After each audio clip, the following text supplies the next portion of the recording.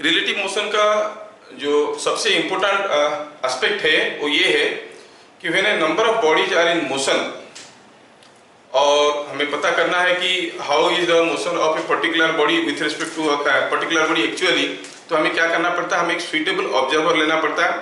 With respect to that observer बाकी सारा calculation कर लेते हैं। तो आज का जो रहेगा प्रोसेस, उसमें क्लू ये रहेगा कि when all motion parameters of a particle or an object is expressed with respect to a particular observer, we can apply all motion equations. And the relative velocity or relative motion of an object with respect to different observers may be different, but one thing is same for all observers. What is that thing? क्या है वो चीज? Time. Time is same for all observers. चलिए आज की class शुरू करते हैं और पढ़ना शुरू करते हैं। Let us start with the first question.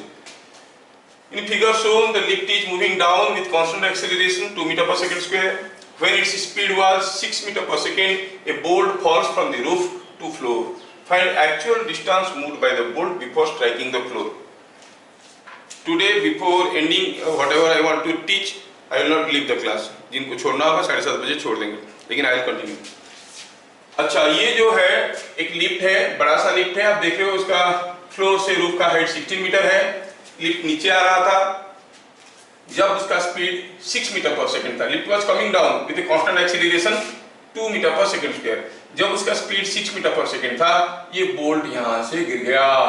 गिरा तो नीचे गिरा, कहां गिरेगा? फ्लोर पे गिरेगा। पूछा है बताओ what is the actual distance moved by the bolt. क्या लग रहा है आपको? बोल्ट का एक्चुअल डिस्टेंस इज 16 मीटर और लेस देन 16 मीटर और मोर देन 16 मीटर। पहले बताओ क्या एक्चुअली कितना दूर मूव किया। अगर लिफ्ट मूव नहीं किया होता तो बोल्ट यहां से यहां पर गिरता, 16 मीटर मूव करता। लेकिन जब बोल्ट गिर रहा था, लिफ्ट भी तो नीचे जा रहा था। The actual distance moved by the bolt is 16 और मोर देन 16 और less than 16। Less than 16। Oh my God. फिर से बोलता हूं। लिफ्ट नीचे आ रहा है, बोल्ट गिर गया। अगर लिफ्ट नहीं चलता होता, लिफ्ट रेस्ट में होता, बोल्ट यहां से गिरेगा, यहां पे गिरेगा। कितना दूर आया? 16 मीटर आया। लेकिन अब जब बोल्ट गिर रहा था, रास्ते में था, तब लिफ्ट भी तो नीचे जा रहा था। तो एक्चुअली ये बोल्ट को कितना दूर जाना पड़ेगा? 16 मीटर, लेस देन 16 मीटर और more than 16 metre. More than 16 metre. हाँ, तो कितना है? It is more than 16 metre, but exactly कितना है हमें पता करना है। तो you have to apply our brain. Bolt actually कितना दूर जाएगा जानने के लिए क्या क्या चाहिए? बोल्ट का initial velocity, acceleration, time of motion. तो S is equal to u t plus half a d square लगा देंगे। बोल्ट अगर लिफ्ट के साथ लगा हुआ था, जब गिरेगा बोल्ट का भी initial velocity 6 metre per second ही होगा। और एक्सीलरेशन क्या होगा? फ्री फॉल कर रहा है तो जी होगा। Acceleration will be ji in the downward direction. Initial velocity मालूम है, एक्सीलरेशन मालूम है। अगर पता चल जाएगा कितना समय लगा उसको फ्लोर पे मारने के लिए, तो हम पता कर लेंगे कितना दूर जाएगा। हमें टाइम मालूम नहीं है। क्यों? क्योंकि हम लिफ्ट से बाहर खड़े हैं। हमें इतना समझ में आ रहा है कि बोल्ट का initial velocity will be 6 metre per second, bolt का acceleration will be g, distance will be more than 16, लेकिन कितना हम बोल नहीं सकते। हमें अब ढूंढना है एक सुइटेबल ऑब्जर्वर जो हमें टाइम बता देगा। टाइम कौन बताएगा? जिसके पास सारे मोशन पैरामीटर्स होंगे, है ना। हमारे पास भी अगर कितना दूर एग्जैक्टली जा रहा है मालूम होता तो यू मालूम है, ए मालूम है, हम टी निकाल देते नहीं।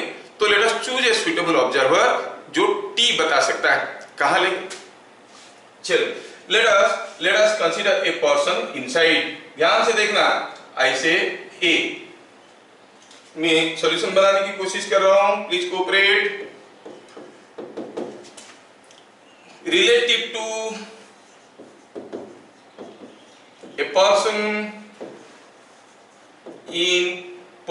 ए इन लिफ्ट। बोल्ट का नाम है बी, ठीक है, और ये आदमी का नाम है ए। क्या आप बता सकते हो? U B A, that is initial velocity of bolt as seen by A. सोच के बताओ, initial velocity of bolt as seen by A. क्या ये आदमी को पता है कि लिफ्ट चल रहा है? वो तो लिफ्ट के अंदर है। His motion lift motion are the same. वो बोला लिफ्ट नहीं मूव कर रहा है। जैसे आपको लग रहा है कि आपके घर की पंखा अभी मूव नहीं कर रहा है, आपके घर की लाइट अभी मूव नहीं कर रहा है, जबकि आप और आपका घर, आपका लाइट सब कुछ मूव कर रहा है कि नहीं? With earth they are all spinning. तो ये आदमी को लग रहा है लिफ्ट नहीं मूव कर रहा है। ये इधर बोल्ट लगा था, बोल्ट गिर गया। उसको पूछेंगे बताओ what is the initial velocity of the bolt. वो बोलेगा ये तो टंगा हुआ था, अभी गिर गया, मतलब इनिशियल वेलोसिटी 0 है। क्यों ऐसे लगा उसको? क्योंकि initial velocity of bolt and initial velocity of man both were same and it is 0, है ना? What is the acceleration of bolt as seen by A. ध्यान से देखना, that is again acceleration of bolt minus acceleration of A. Bolt का acceleration कितना है? अब तो जब गिर रहा होगा उसका एक्सीलरेशन होगा g downward, so will say d minus g minus A का एक्सीलरेशन क्या था? वो लिफ्ट के अंदर बैठा है, उसको बोल्ट का एक्सीलरेशन क्या दिखेगा? जो डिफरेंस इन एक्सीलरेशन है वही दिखेगा, है कि नहीं? आदमी का एक्सीलरेशन क्या था?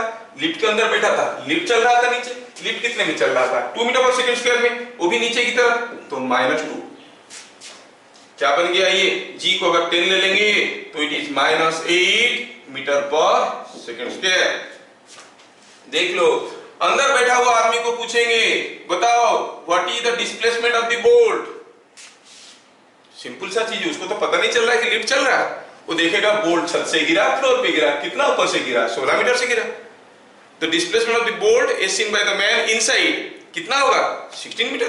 तो कहेगा it is 16 metre downwards, so you say -16 metre. अच्छा, we have expressed all motion parameters of the bolt with respect to a particular observer A। अब मान लो C कोई तीसरा आदमी है जो यहाँ पे खड़े होके ऊपर देख रहा है। Time of motion is same for A and C। A अगर कहेगा 10 सेकंड के बाद गिरा तो C कहेगा हाँ 10 सेकंड बाद गिरा, because time of motion is same. तो A क्या कहेगा कितना समय लगा गिरने के लिए? तो उसके पास जो डाटा है उसी डाटा को लेके वो ट्राई करेगा। तो क्या कहेंगे? SBA is equal to UBAT plus half ABA t square. क्या ये रिलेशन के साथ सहमत हो? Because all motion parameters of the object are expressed with respect to a particular observer, we can apply the motion equations. तो हम कहेंगे, तो हम क्या कहेंगे? कहेंगे कि SBA तो था -16, UBA तो 0 था, ABA था -8 इंटू टी स्क्वायर। देखो तो यहां से कुछ मिला क्या? हाँ सर मिला। कितना? T is 2 seconds. तो अंदर बैठा हुआ आदमी कैलकुलेट कर लिया कि बोल्ट को गिरने के लिए 2 सेकेंड लगा। तो बाहर वाला आदमी क्या कहेगा? Same 2 second. टाइम तो सबके लिए बराबर है। हमें पूछा है एक्चुअल डिस्टेंस, हमें पूछा गया है what is the actual distance moved by the bolt. Actual distance moved by the bolt is more than 16 metre. आपने बता चुका है। क्यों? क्योंकि आप लिफ्ट से बाहर थे। तो आपके हिसाब से कितना दूर गया है कि नहीं? बी को पूछेंगे तो बोलेंगे नहीं उसका डिस्प्लेसमेंट 16 है, सॉरी ए को पूछेंगे तो। लेकिन सी को पूछेंगे, सी है आप जो कि लिफ्ट से बाहर हो, आप बोलो कि 16 से ज्यादा है। कितना है यही तो क्वेश्चन है। तो चलो विथ रिस्पेक्ट टू सी करते हैं, with respect to C करते हैं। Now with respect to a person on ground, मतलब एक्चुअल निकालना है। पर्सन C, पर्सन का नाम दे देते हैं। चलो इसको ऐसे करते हैं। with respect to a person C on ground, ठीक है? C on ground, initial velocity of bolt as seen by C। क्या कोई मुझे बताएगा? Acceleration of bolt as seen by C, time of motion of bolt as seen by C, time of motion of bolt as seen by C, और initial velocity of bolt with respect to C क्या होगा? बाहर का आदमी को क्या दिखेगा? बाहर का आदमी को दिखेगा कि जब लिफ्ट का स्पीड था 6 मीटर पर सेकेंड, ये गिर गया, मतलब बोल्ट का इनिशियल वेलोसिटी क्या है? 6 मीटर पर सेकेंड। ये जो बाहर खड़ा है उसका इनिशियल वेलोसिटी क्या है? 0 नहीं, तो उसको उसका एक्चुअल वेलोसिटी दिखेगा क्योंकि मूव नहीं कर रहा है। तो कहेगा initial velocity of the bolt with respect to a person on ground is -6 minus velocity of C क्या है, 0, that is -6 metre per second. Acceleration of bolt, वो आदमी जो है वो बाहर खड़ा है, उसको दिख रहा है बोल्ट गिर रहा है और वो खुद एक्सीलरेट नहीं कर रहा है, बोल्ट का एक्सीलरेशन क्या दिखेगा जी? आप अगर ग्राउंड पे खड़े हो, आप देख रहे हो कोई चीज गिर रहा है, उसका एक्सीलरेशन आपको क्या दिखेगा जी? तो हम कहेंगे it is acceleration of bolt minus acceleration of man on ground, that is -g, -0 is -g। Time of motion, time of motion is same for all. Time of motion अभी हम निकाल दिए, कितना था 2 seconds, and time of motion is independent of any reference frame. सारे observer के लिए time of motion बराबर हो रहा है। देखो मैं क्या किया, पहले मैं टाइम निकाल दिया, उसको लेके ये आदमी का कैलकुलेशन करवा रहा हूं। What is the displacement of the bolt as seen by the man outside? आप ही तो हो मैन आउटसाइड, आप क्या बोले कितना है मालूम नहीं है, बट जो भी है 16 से ज्यादा है, लेकिन हम निकालना चाहते हैं कितना है। कैसे निकालेंगे, कैसे निकालेंगे? फॉर्मूला हमारे पास है, when all motion parameters are expressed with respect to a particular observer, we can apply motion equations. Is it clear? अगर समझ में आ गया तो हम कहेंगे SBC displacement of the bolt as seen by the man outside is UBC कितना है -6, time कितना है 2 seconds, टाइम कितना है 2 seconds, एक्सीलरेशन कितना है -g, हाफ g, टाइम कितना है 2 का स्क्वायर, सिंपलीफाई करें तो -12, ये हो गया -20 इज इक्वल टू -32 मीटर। कितना इंटरेस्टिंग है। तो अब बाहर वाला आदमी कहेगा बोल्ट नीचे की तरफ 32 मीटर गया है कि नहीं, और बाहर वाला आदमी जो बोलेगा वही तो एक्चुअल डिस्टेंस है, he is unable to see the actual distance. तो हम क्या कहेंगे, actual distance moved by bolt before striking floor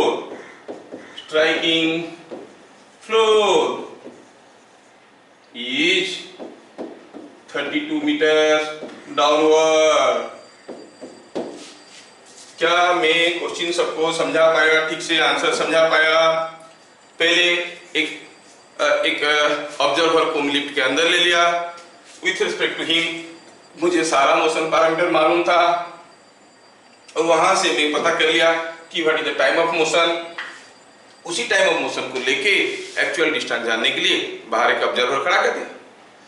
ये जो पार्ट है कि हमें कहां पर ऑब्जर्वर लेना है जिसको ये सारा मोशन पैरामीटर मालूम है, ऐसा ऑब्जर्वर ढूंढने वाली चीज को कहते हैं इंटेलिजेंस इन रिलेटिव मोशन। आपको इंटेलिजेंटली सोचना है कहां पर एक ऑब्जर्वर लेंगे कि जिसको सारा मोशन पैरामीटर मालूम है, जहां से हम टी निकाल सकते हैं। समझ में आया? एक बार टी निकल गया, कोई दूसरा कर सकता है फटाफट इसको कैलकुलेशन। क्या सबको समझ में आया?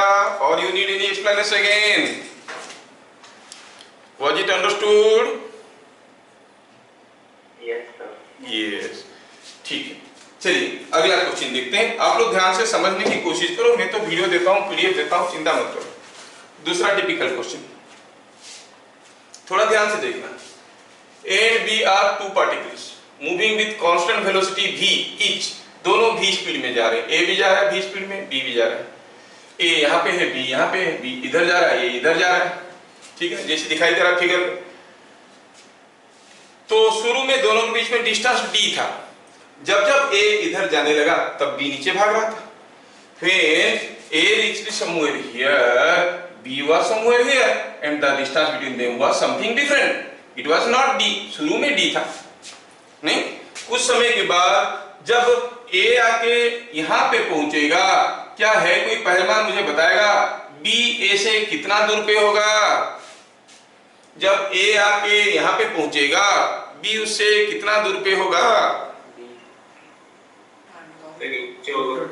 हरे A को यहाँ से यहाँ तक जाने के लिए जितना समय मिलेगा उतने समय में कितना दूर गया? D है कि नहीं? ये भी तो वही स्पीड में जा रहा है, उतने समय में ये कितना दूर गया होगा? D। मतलब जब A यहाँ पे पहुंचेगा, B आके यहाँ पे कहीं पहुंचा होगा। Are you getting? तो दोनों के बीच में होगा डिस्टेंस D। उसके बाद A इधर भागेगा, B इधर भागेगा, डिस्टेंस बढ़ने लगेगा।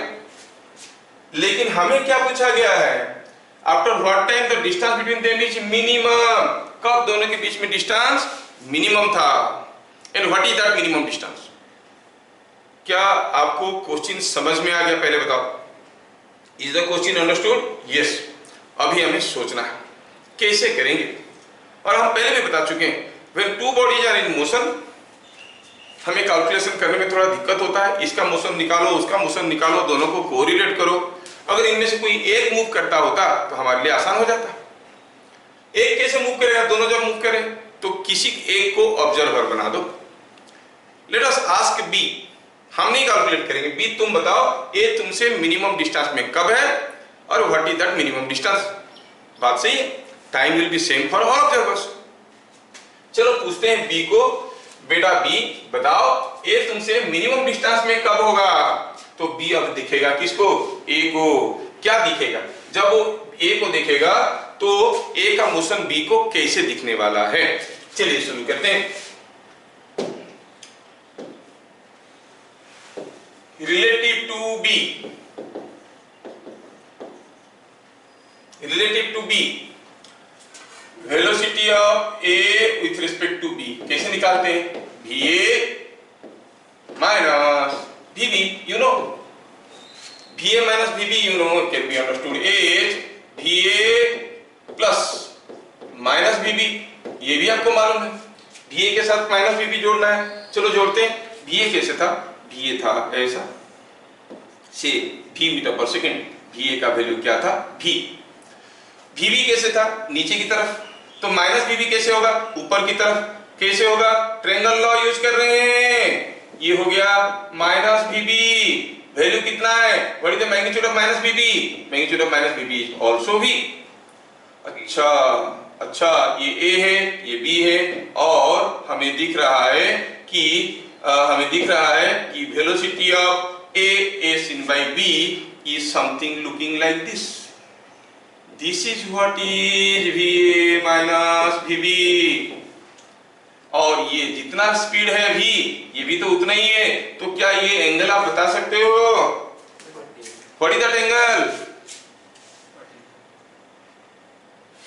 कितना है ये angle, when this length is equal to this length, what is this angle, 45 degree.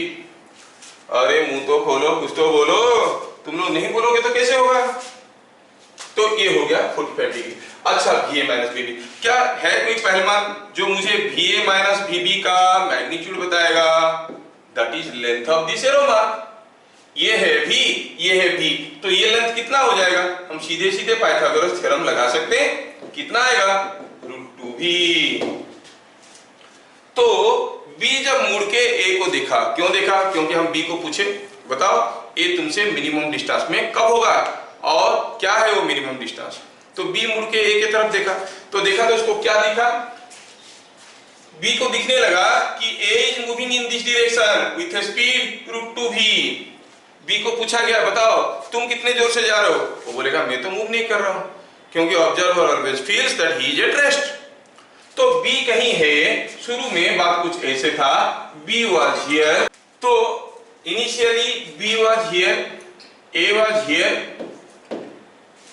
दोनों के बीच में डिस्टेंस था D। B को पूछे बताओ A तुमसे मिनिमम डिस्टेंस में कब होगा, B मुड़ के देखा A के तरफ, और B को मालूम है कि वो खुद मूव नहीं कर रहा है, उसको क्या लगा कि ये जो हम फिगर बना रहे हैं क्या, relative to B, relative to B क्या दिख रहा है, रिलेटिव टू B जो दिख रहा है, तो B को क्या दिखा कि A कुछ इधर जा रहा है, ये ना अभी भी तो देखें 45 डिग्री में, कितना स्पीड में, √2V स्पीड में। तो B बोल रहा है कि A इधर जा रहा है, एक्चुअली A B की तरफ जा रहा था, लेकिन B को क्या लग रहा है कि A is moving in this direction at an angle of 45 degree with a line joining them, it is moving in this direction। तो B को लगा कि A इधर जा रहा है √2V में, और हम B को पूछ रखे हैं बताओ कि A तुमसे मिनिमम डिस्टेंस में कब होगा और कितना होगा मिनिमम डिस्टेंस। सोचो, आप खुद को अभी B के जगह लेके सोचो, आप खुद को अभी B के जगह लेके सोचो, थोड़ा सा सोचो कि आप यहाँ पे खड़े हो, ध्यान से देखना, और कोई पार्टिकल इधर से जा रहा है, वो आपसे मिनिमम डिस्टेंस पे कब होगा? जब वो आके ये परपेंडिकुलर डिस्टेंस पे पहुंचेगा, है कि नहीं? कोई पार्टिकल अगर इस रास्ते से जा रहा है, ये आप हो, आपसे मिनिमम डिस्टेंस में कब होगा? जब वो पार्टिकल यहाँ पर पहुंचेगा, किसी भी दूसरी जगह पहुंचेगा तो डिस्टेंस इज मोर। क्या ये चीज समझ में आ रहा है? Is it understood? यस। तो बी को क्या लगेगा? ए मेरे से मिनिमम डिस्टेंस में कब है? बी को लगेगा कि जब जब जब जब जब ए आके यहाँ पे पहुंचेगा तब वो मेरे से मिनिमम डिस्टेंस पे होगा। तो बी को लगेगा कि ए मेरे से मिनिमम डिस्टेंस में तब होगा जब वो आके पी में पहुंचेगा। When A reaches point P, it will get minimum distance from me, है कि नहीं? तो जब A आके यहाँ पे पहुंचेगा तब वो B से मिनिमम डिस्टेंस पे होगा। अच्छा, वो मिनिमम डिस्टेंस कितना है? मिनिमम डिस्टेंस कितना है? मिनिमम डिस्टेंस ये d है, ये 45 है, तो obviously this length is the minimum distance. और d मिनिमम कितना है? That is equal to d cos 45 और sin 45, that is d by root 2। नहीं, आप कहोगे minimum distance between a and b will be how much? d by root 2। कितनी समय के बाद? कौन बता रहा है? बी बता रहा है। वो बोलेगा जब आके यहाँ पे पहुंचेगा। अरे जब आके पहुंचेगा ऐसे मत बोलो, टाइम बताओ। तो बी देखेगा ए को कितना दूर आना पड़ रहा है। ए को आना पड़ रहा है एपी डिस्टेंस, वो भी क्या स्पीड में? रूट 2 v में। रूट 2 v स्पीड में एपी डिस्टेंस जाने के लिए उसको कितना समय लगेगा? That is the time after which the distance between them will be minimum. समझ में आ रहा है क्या? Is it understood? तो क्या लिखेंगे? As seen by B, as seen by B, A will be at minimum distance from it when, from it नहीं him करते हैं, from him when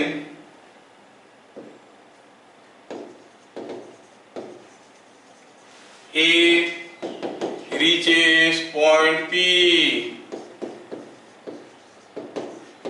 ठीक है, जब ए आके पॉइंट पी पे पहुंचेगा तब वो मिनिमम डिस्टेंस पे होगा।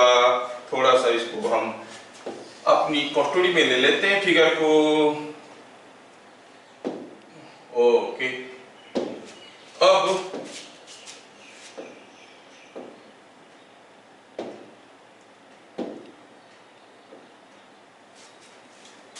तो क्या देख लिए हम देख लिए कि ये जो हमारा A है वो B से मिनिमम डिस्टेंस में होगा जब वो P पे होगा। ठीक, time A sin by B हम लोग बात कर रहे हैं relative to B। A to P motion को देख रहे हैं। इनिशियल वेलोसिटी और velocity of A with respect to B is root 2v like this। अच्छा, displacement of A with respect to B is nothing but AP। B को पूछेंगे, ठीक है, यहाँ पर पहुंचेंगे तो उसको कितना दूर जाना पड़ेगा? वो कहेगा AP। AP क्या है?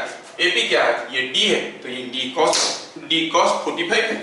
फिर से it is D cos 45, that is D by।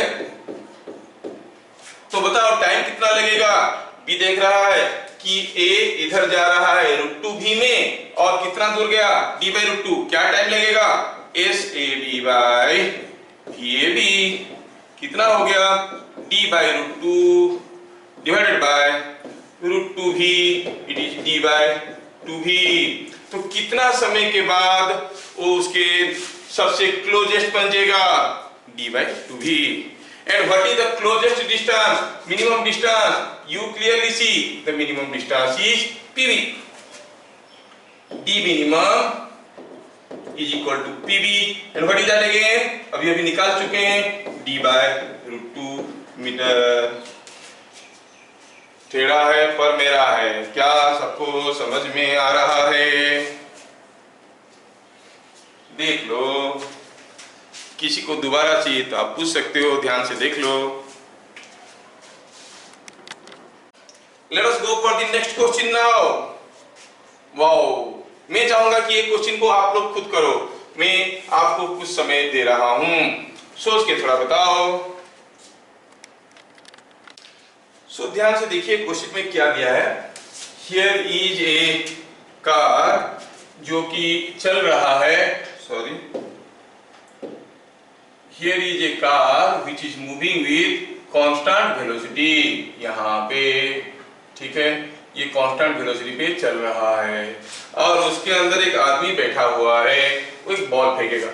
पहले आप अपने आप को उस आदमी की जगह रखो और सोचो, आप ट्रेन के अंदर बैठे हो, आपके हाथ में कोई बॉल है, आप फेंकोगे और फिर क्या करना चाहोगे? कैसे फेंकोगे? आगे की तरफ, पीछे की तरफ कि ऊपर की तरफ?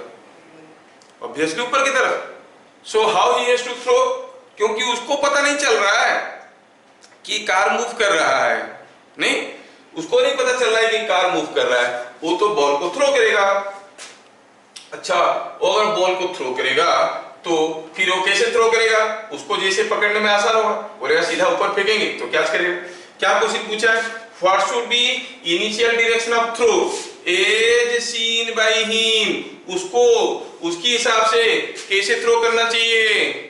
Obviously the answer will be B.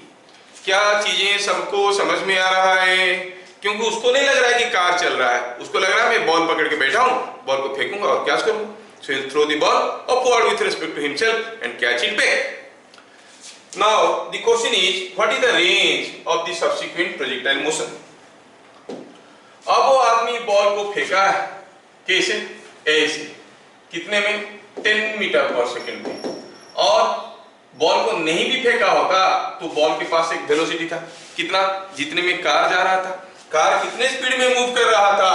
Car was moving with constant speed 8 metre per second, तो ये कार इधर जा रहा था 8 में। अब बॉल के पास ऑलरेडी एक स्पीड था और एक एडिशनल स्पीड दे दी।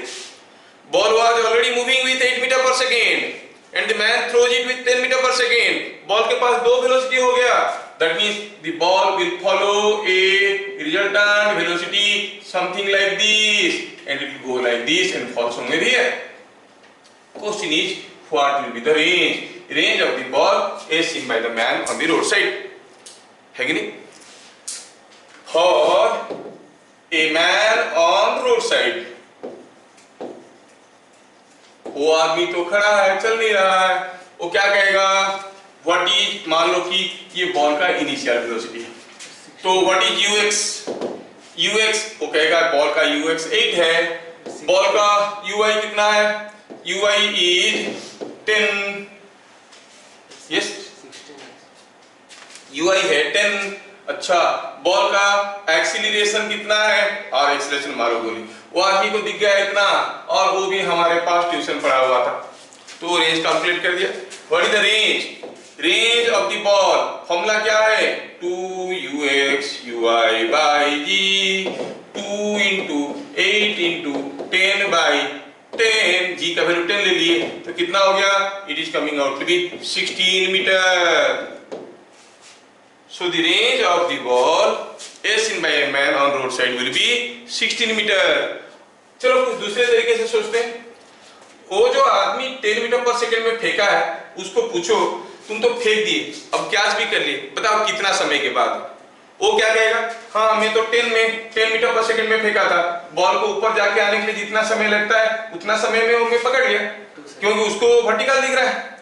So what is the time of flight as seen by the man inside the car? Is 2u by g,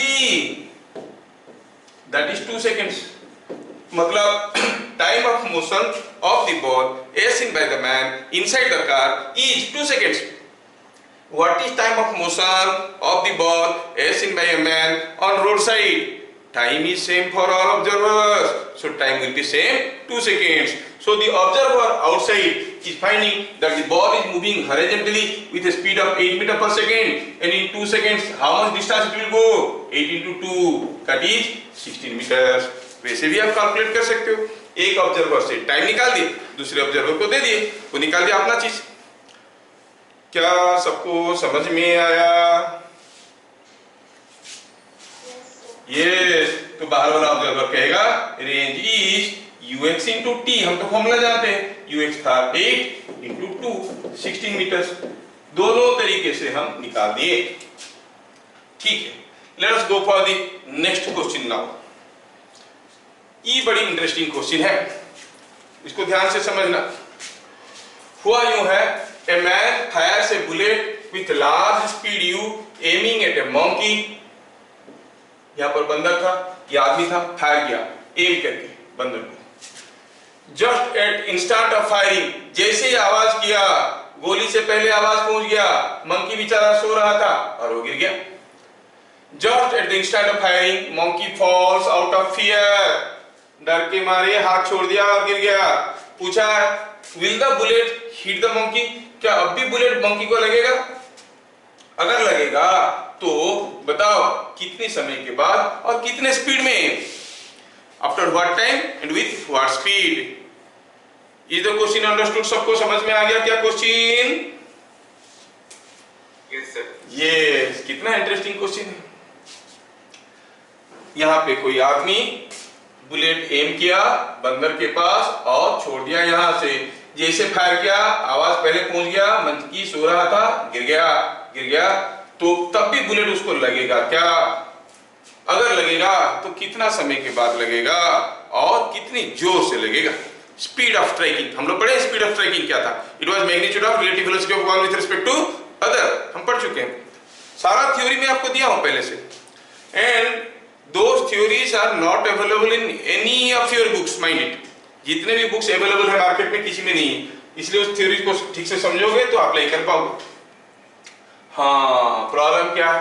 suppose बंदर नहीं गिरता तो क्या होता? अगर बंदर नहीं गिरता तो क्या होता क्या?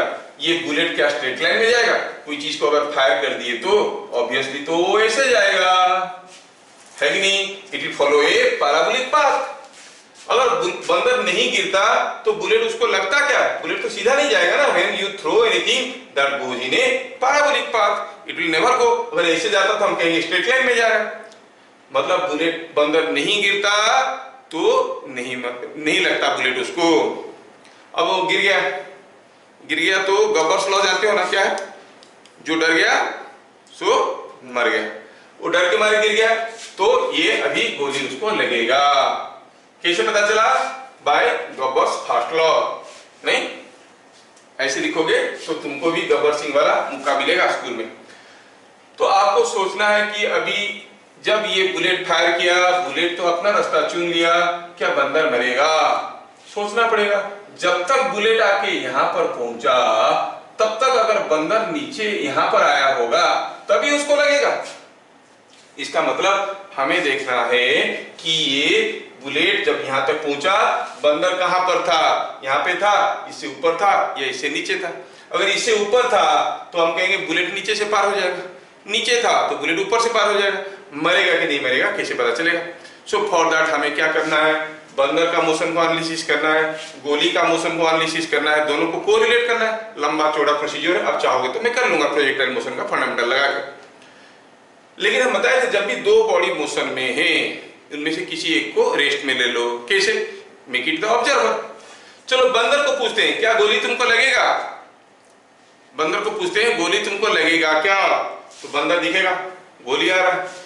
What is the initial velocity of the bullet? u। बंदर क्या कहेगा? गोली मेरे तरफ आने लगा। Initial velocity of bullet as seen by the monkey is u towards the monkey. बंदर को देख रहा है गोली मेरे तरफ चलना शुरू किया। What is the acceleration of the bullet as seen by the monkey? Acceleration of the bullet as seen by the monkey. Bullet का एक्सीलरेशन क्या था? g। नहीं, मंकी का g था। What is the acceleration of bullet as seen by the monkey? 0। बंदर को लगेगा bullet का कोई एक्सीलरेशन नहीं है। Monkey feels that the bullet is moving with constant velocity. कितना? u आ रहा है मेरी तरफ। तो आप अगर सोचो, हम लिए हैं बंदर को ऑब्जर्वर लिए हैं, अब अपने आप को बंदर की जगह रखो और सोचो, आपको दिख रहा है कोई चीज आपके तरफ u स्पीड में आ रहा है, उसका कोई एक्सीलरेशन नहीं है, it is moving with constant velocity. Something is moving towards you with constant velocity and you are not moving. बंदर को पूछोगे तो तुम मूव कर रहे हो क्या, वो बोलेगा नहीं मैं मूव नहीं कर रहा हूँ, पेड़ ऊपर जा रहा है ना। बंदर always feels he is not moving, rest of the world is moving, है कि नहीं। Observer always feels that he is not moving. हम अगर बंदर को पूछेंगे कि भैया बताओ कि ये बुलेट कितना स्पीड में तुम्हारी तरफ आने लगा, वो बोलेगा हमारे तरफ u मीटर पर सेकंड में आने लगा। बुलेट का क्या एक्सीलरेशन था, 0। अब उसको लगेगा ही नहीं लगेगा। देखो आप देखो कोई चीज दूर से आपकी तरफ कांस्टेंट वेलोसिटी में आने लगा, वो आपको लगेगा कि नहीं लगेगा। When you are not moving obviously it will strike you. तो बंदर कहेगा हाँ लगेगा, क्योंकि मेरे तरफ आ रहा है और मैं तो मूव नहीं कर रहा हूं। बंदर को दिख रहा है कि बुलेट मेरे तरफ आ रहा है और मैं मूव नहीं कर रहा हूं। देखो कितना इंटरेस्टिंग फैक्ट है। अब असलियत में बंदर को ऐसे क्यों लगा, बंदर को ऐसे इसलिए लगा क्योंकि जब ये बुलेट यहाँ पे था, बंदर यहाँ पे था, जब बुलेट आके कुछ यहाँ पे मान लो कि यहाँ पे पहुंच गया था, तब देखोगे बंदर आके यहाँ पे पहुंच गया होगा। जब बुलेट आके यहाँ पे पहुंचा, बंदर आके यहाँ पे पहुंच गया होगा, क्योंकि उसको लग रहा है कि it is always coming towards me. जब बुलेट आके यहाँ पे पहुंचा, बंदर बेचारा आके शिकार बन गया। Reading to the monkey it appears as if the bullet is continuously going towards it, whereas the bullet is moving in a parabolic path। समझ में आ रहा है क्या। तो बुलेट तो बंदर को लगेगा ही लगेगा, समझ में आया। तो लिखेंगे इस चीज को हम लोग as seen by monkey, as seen by monkey, as seen by monkey, initial velocity of bullet, है ना, with respect to monkey is equal to UBM। it is UB minus UM।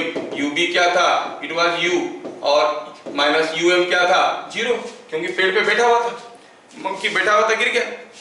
so it is same as U।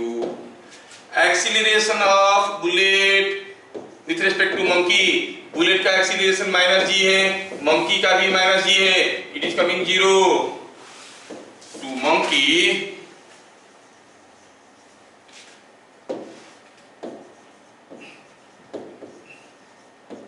It appears that bullet is approaching him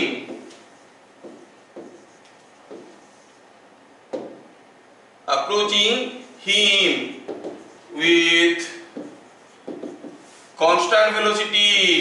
ये constant velocity कैसे पता चला, क्योंकि acceleration 0 है, u। ठीक है, तो हम क्या कहेंगे, yes bullet hits the monkey.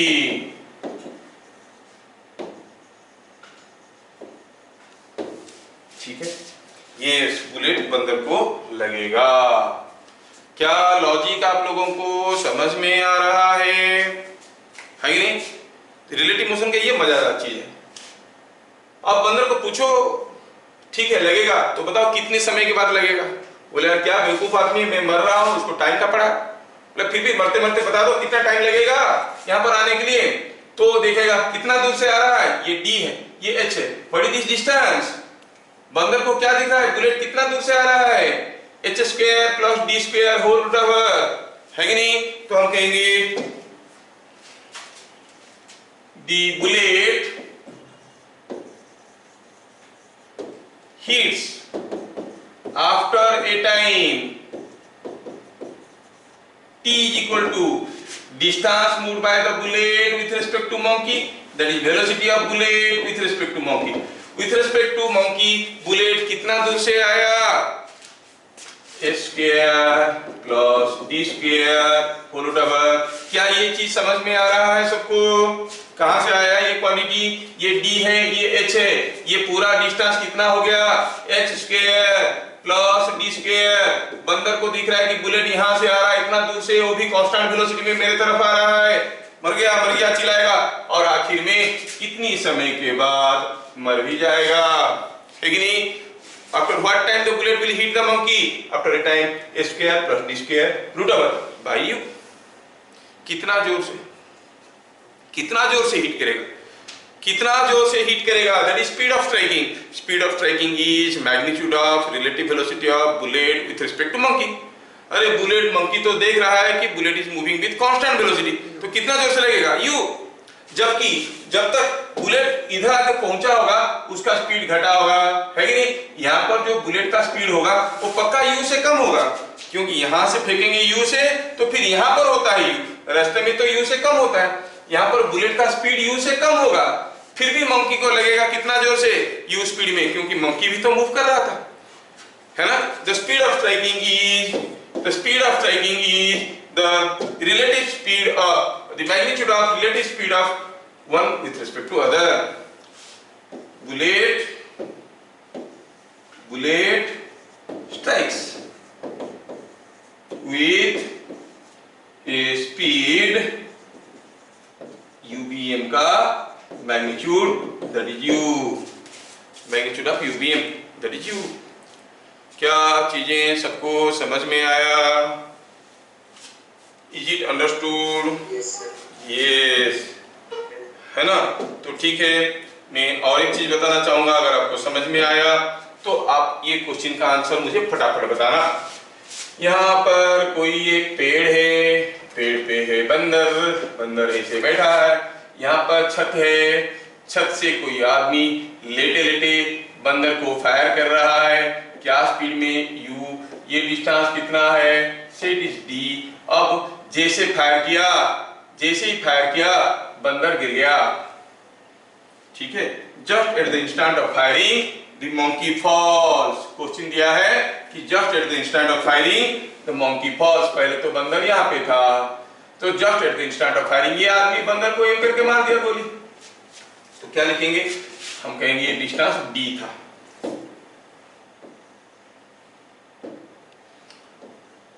ठीक है. और चलो मानते हैं कि फायरिंग स्पीड था u.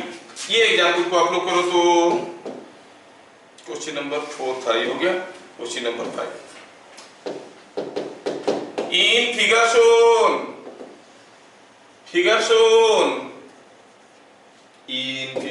shown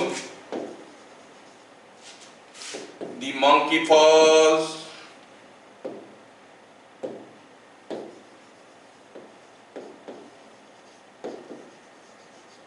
monkey falls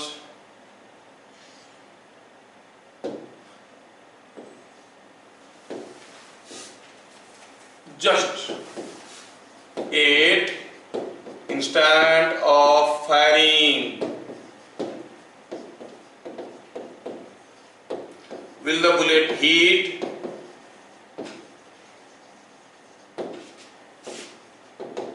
If yes, then after what time? है कोई पहलवान जो इसको सोचेगा? है कोई पहलवान जो इसको सोचेगा? ये आदमी इधर से क्या किया, लेटे लेटे सीधा बुलेट बंदर को एम करते हुए फायर कर दिया, लेकिन गोली से पहले आवाज पहुंच गया, बंदर डर के मारे गिर गया. क्या बुलेट उसको लगेगा? अगर लगेगा तो कितनी समय के बाद, कितनी जोर से? सोचो.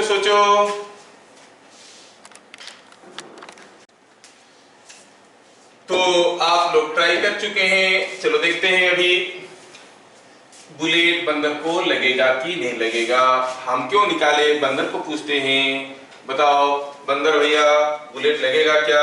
वो क्या करेगा, he will look at the bullet. आप जानते हो आपको क्या दिख रहा है? आपको दिख रहा है कि बुलेट सीधा नहीं जाने वाला. ऐसे हॉरिजॉन्टल फायर करोगे it will go like this. और बंदर तब तक अगर यहाँ पे आ गया होगा तो मरेगा. तो आपको बंदर का मूवमेंट कैलकुलेट करना पड़ेगा, बुलेट का कैलकुलेट करना पड़ेगा. हाँ, बड़ी टाइम टेकिंग चीज है नहीं. चलिए, तो बंदर को पूछेंगे. अगर हम इसको प्रोजेक्टाइल मोशन की फंडामेंटल से करेंगे तो देखेंगे कि बुलेट को यहां तक आने के लिए कितना समय लगा. थोड़ा सोचते हैं, अदरवाइज मेथड में ऑल्सो बुलेट को यहां तक आने के लिए कितना समय लगा. बुलेट का horizontal velocity was ux, horizontal acceleration was 0, projectile motion में होता है हॉरिजॉन्टली कितना डिस्टेंस गया है d, तो कितना टाइम लगेगा d by ux, ux is u। इतना समय के बाद बुलेट यहाँ पे पहुंचेगा। अब गोली लगेगा कि नहीं लगेगा? अगर बंदर यहाँ पे आया होगा तो उतने समय में बुलेट कितना नीचे आया होगा? बुलेट का initial vertical velocity is 0 and it is initial acceleration continuously acceleration is g downwards. कितना नीचे गया होगा? Half g(t²). तो ये जो बुलेट है इतना दूर आया होगा और इसका भी इनिशियल वेलोसिटी uy क्या है? इसका भी तो uy वही है 0, इसका uy 0 था, इसका भी uy 0 है, इसका एक्सीलरेशन g था, इसका भी g है।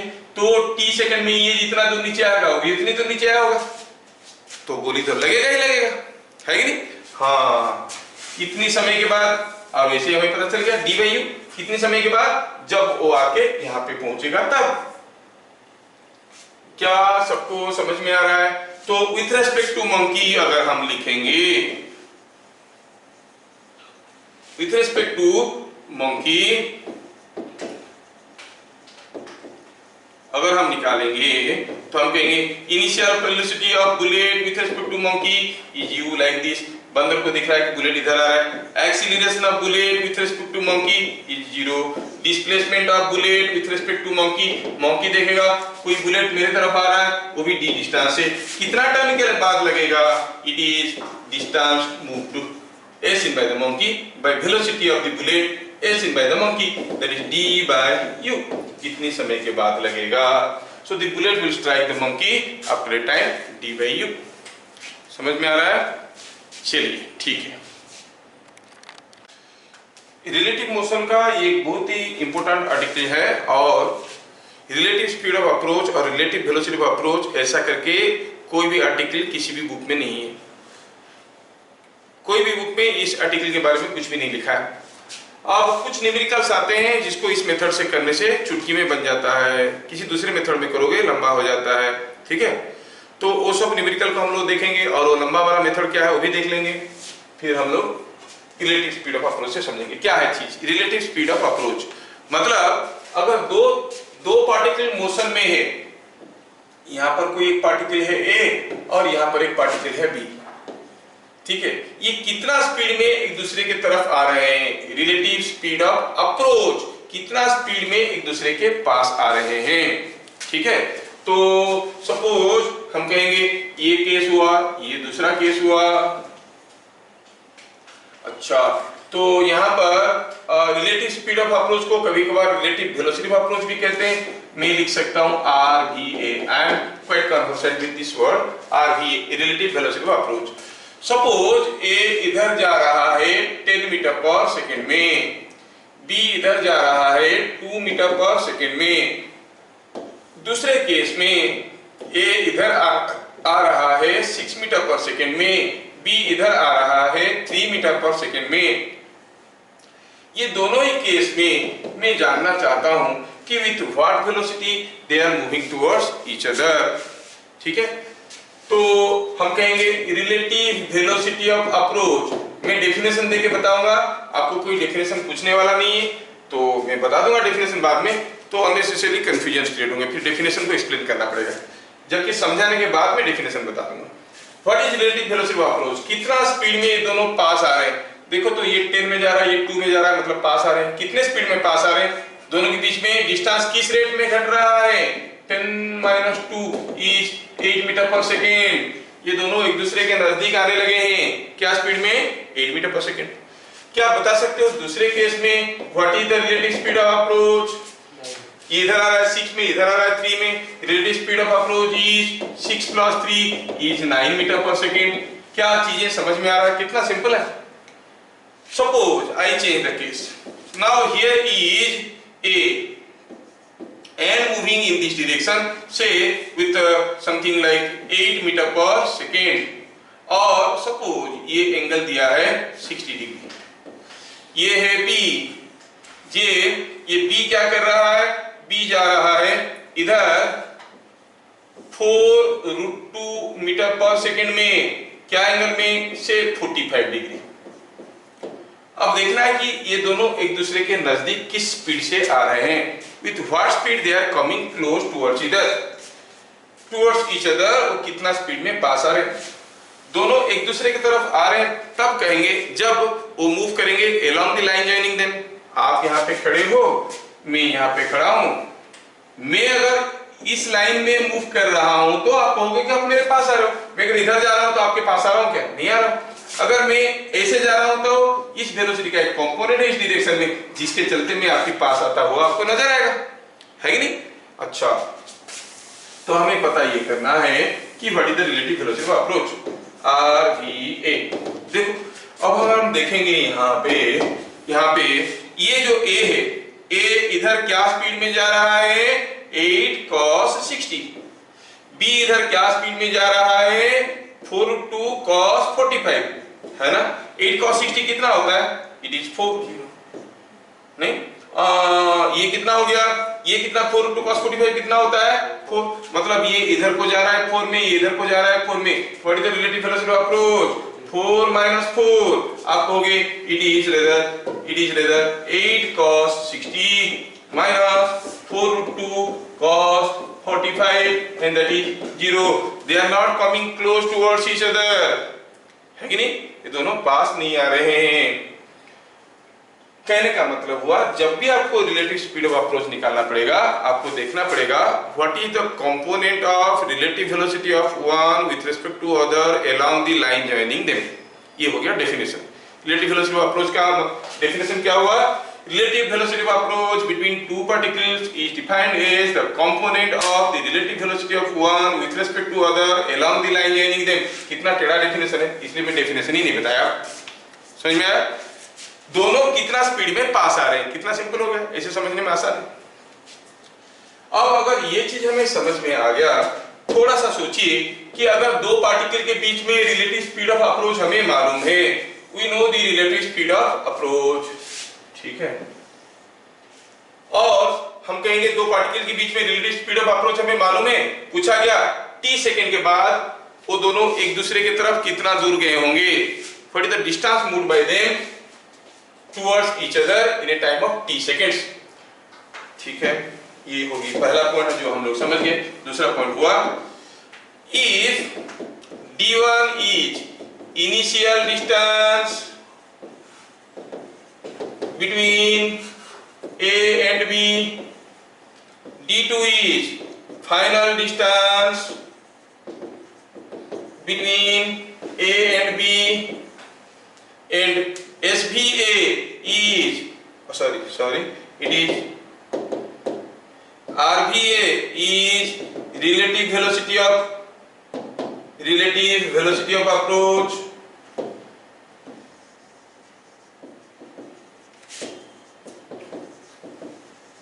जो कि कांस्टेंट है, क्योंकि ये भी बदल सकता है, जो कि कांस्टेंट है, नहीं बदलता है क्योंकि पार्टिकल का स्पीड बदलेगा तो रिलेटिव वेलोसिटी ऑफ अप्रोच भी बदल जाएगा। तो हम कहेंगे कि वेलोसिटी बदलेगा तो रिलेटिव वेलोसिटी ऑफ अप्रोच भी बदल जाएगा। अगर relative velocity of approach constant है तो d2 is final distance between A and B after t seconds.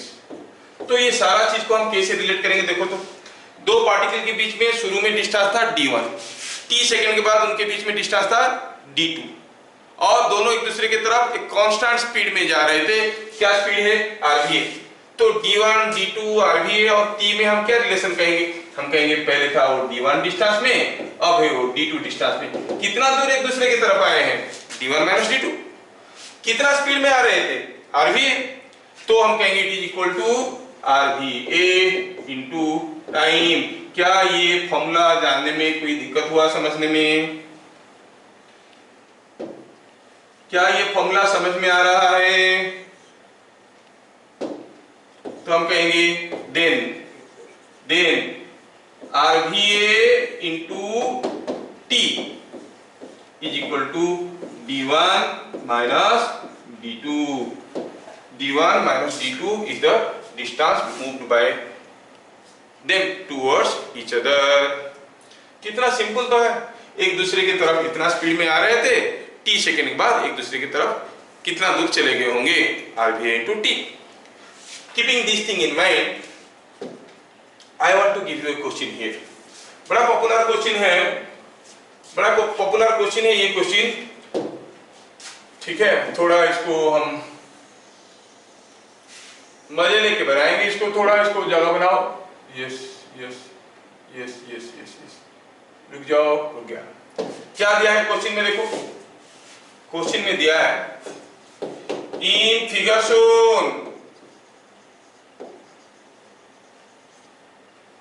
each person moves towards next person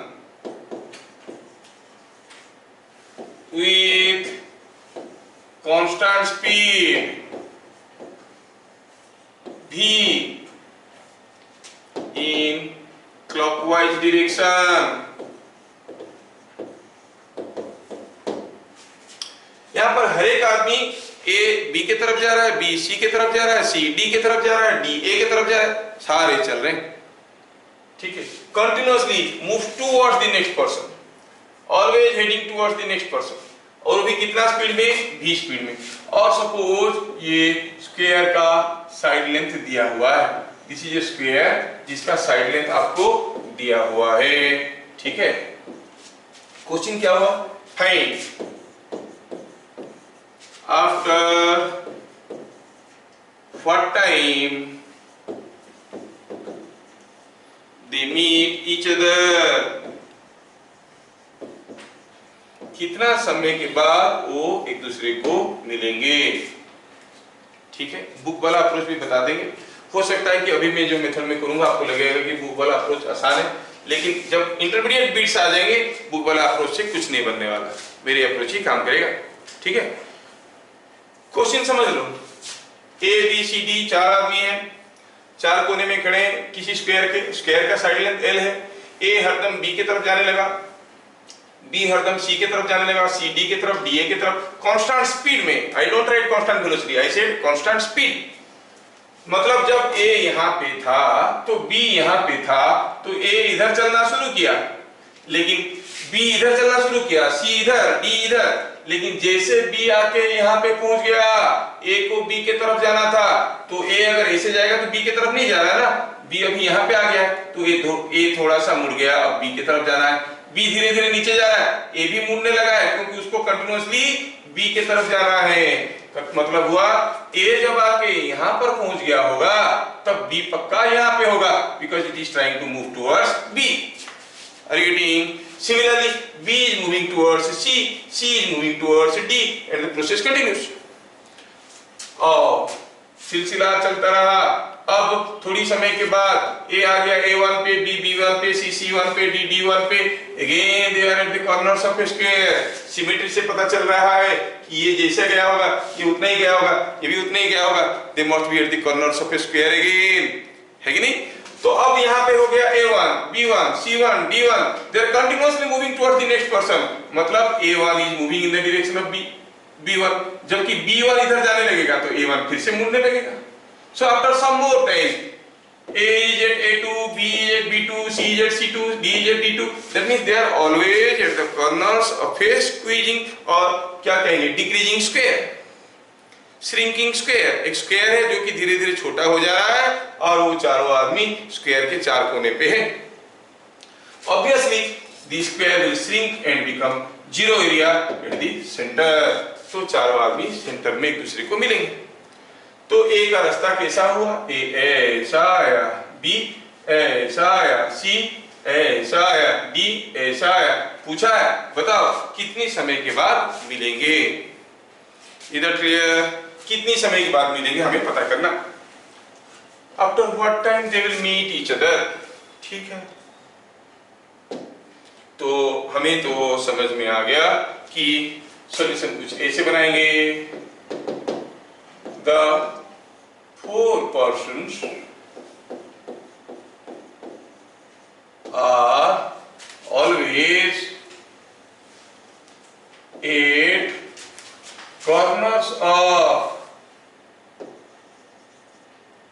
corners of a shrinking square where whose side length is decreasing, ठीक है। अच्छा, जब A यहाँ पे था B यहाँ पे था, B इधर जा रहा था V में, A इधर जा रहा था V में, है ना। तो what was the relative velocity of approach, कितना वेलोसिटी में एक दूसरे के नजदीक आ रहे थे। A इधर जा रहा था V में और B इधर आ रहा था कितने में, V cos 90, है कि नहीं। अरे अगर A इधर जा रहा है V1 में एंगल θ1, B इधर आ रहा है V2 में एंगल θ2, दोनों क्या स्पीड में एक दूसरे के नजदीक आ रहे हैं। ये इधर जा रहा है V1 cos θ1 में, ये इधर आ रहा है V2 cos θ2 में, they are coming towards each other with a speed V1 cos θ1 plus V2 cos θ2। Same here, A is going in this direction with speed V and B is going in this direction with speed V cos 90।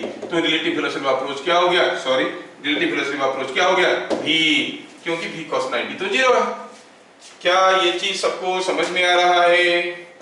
ये V cos θ1 और ये V2 cos θ2, तो RVA क्या हो जाता है इसमें, it is V1 cos θ1 plus V2 cos θ2। क्या चीजें समझ में आ रहे हैं या ऊपर से जा रहे हैं, देख लो, थोड़ा समझने की कोशिश करो। These are all difficult questions, these are all difficult questions. अगर समझ में आ गया तो बहुत बढ़िया है। तो हम क्या देख रहे हैं, देख रहे हैं ये कि अगर ये इधर जा रहा है V1 में, इधर जा रहा है V2 में, तो RV कितना हुआ, V1 cos θ1 plus V2 cos θ2। So D1, initial distance between them, initial distance between them कितना है, it is L। शुरू में दोनों के बीच में डिस्टेंस क्या था, L। RVA कितना था, V, वो हरदम किसी एक स्क्वायर में है। जब शुरू में इस स्क्वायर पे थे RVA was V, जब इस स्क्वायर पे थे तब भी ये इधर V में, ये इधर V में, RVA कितना हुआ V। जब इस स्क्वायर में है तब RVA कितना होगा, फिर से V। Always RVA is V, they are moving towards each other with constant velocity, constant speed। तो आप कहोगे RVA is V and that is again constant। अच्छा, फाइनल डिस्टेंस क्या होगा, अरे एक दूसरे को मिलेंगे, D2 is 0 because they meet, है ना। अच्छा, तो फिर टाइम पूछा, क्या हम कोई रिलेशन निकाल सकते हैं, हम कहेंगे yes, D1 minus D2 is equal to RVA into T। मिल गया T का value, T is L by D2 तो 0 है, D1 है L, RVA is V, L by V। They will meet after a time of L by V। समझ में आ रहा है, कितने समय के बाद मिलेंगे, हाँ ठीक है, they will meet after a time L by V। देख लो, कोई कंफ्यूजन है तो दोबारा पूछो, हम बता देंगे। क्या सबको समझ में आया ये वाला चीज, yes yes, have patience. Next and the last question, थोड़ा पेशेंस रखिए। Now I have given you a similar question। क्या दिया है, A, B, C start moving और move towards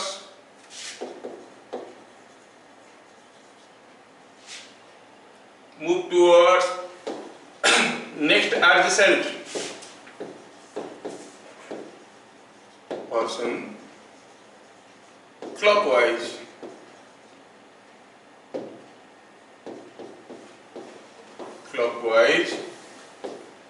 with constant speed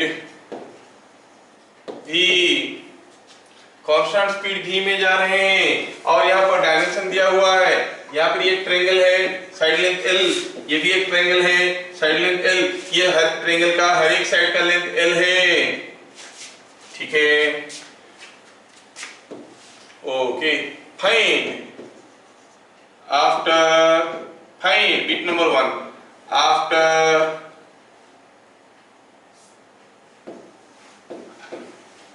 what time they meet। bit number 2, bit number 2, what is distance moved by, distance moved by each person before they meet करने से पहले वो कितना दूर गया हर एक आदमी, how much distance it goes, ठीक है, before meeting।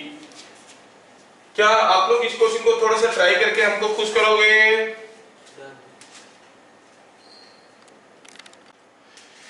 यहाँ पर 3 आदमी हैं, नाम थोड़ा अजीब सा है, A B C वाले का n/2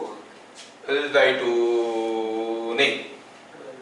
तो अब हम देखेंगे 3 आदमी हैं, नाम थोड़ा अजीब सा A B C है। A B की तरफ गया, B C की तरफ, C A की तरफ, कांस्टेंट स्पीड में गया, डिस्टेंसेस आर L, और आपको समझ में आ रहा है they are at the corners of a rotating triangle and finally they meet each other at the center। इतना समझ में आ गया, इतना समझ में आ गया। तो चलो देखते हैं क्या रिलेटिव वेलोसिटी ऑफ अप्रोच किसी एक समय में जब ये A यहाँ पे था, इधर जा रहा था V में, B यहाँ पे था, इधर जा रहा था V में, ये एंगल तो 60 डिग्री था ना। तो रिलेटिव वेलोसिटी ऑफ अप्रोच क्या था भाई? ये इधर आ रहा है V में, ये इधर जा रहा है V cos 60 में। This is going in this direction with a speed V cos 60, so it is V plus V cos 60, that is 3V/2। हाँ, ये हो गया रिलेटिव वेलोसिटी ऑफ अप्रोच। अच्छा, what was it constant? Yes, हरदम all the time at any point of time they are at the corners of a triangle। शुरू में A यहाँ था, B यहाँ था, थोड़ी देर बाद A यहाँ था, B यहाँ था, ऑलवेज सेम सिचुएशन आ रहा है। Relative velocity of approach is a constant. D1 initial distance between them L, D2 final distance between them. और एक दूसरे को मिलेंगे तो डिस्टेंस क्या होगा? 0। क्या हम T नहीं निकाल सकते? यस, हम कहेंगे RVA into T is equal to D1 minus D2। तो T कितना हो गया? D1 minus D2 means L minus 0 by 3V/2, so it is coming 2L by 3V। समझ में आ रहा है क्या? समझ में आ रहा है क्या? Is it understood?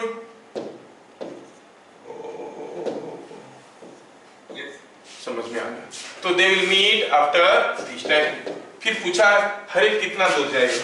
अरे सोचो तो, ये जो आदमी चल रहा था, ये जो तीनों आदमी चल रहे थे, कांस्टेंट स्पीड में चल रहे थे। They were all moving with constant speed, no? और कितना समय के लिए चले? T टाइम के लिए चले। So distance moved by each person, distance moved by each कितना होगा? वो कितना स्पीड में चल रहे थे और कितना समय के लिए चले। स्पीड था v, टाइम था 2L/3v, तो आंसर हो गया 2L/3। So distance moved by each person will be 2L/3v, 2L/3। मतलब ये जो टेढ़ा सा रास्ता है, इसकी लंबाई कितना है? 2L/3। समझ में आ रहा है क्या? Is it understood?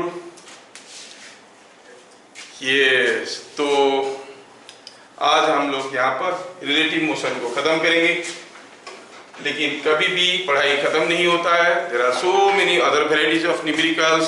आपको मैं कुछ न्यूमेरिकल करवाया, उस बहाने सीखने की तरकीब बताया, आप उस तरकीब को अप्लाई करना है और नए नए न्यूमेरिकल को प्रैक्टिस करना है। अगले क्लास मिलेंगे विथ न्यू चैप्टर। तब तक के लिए जय हिंद।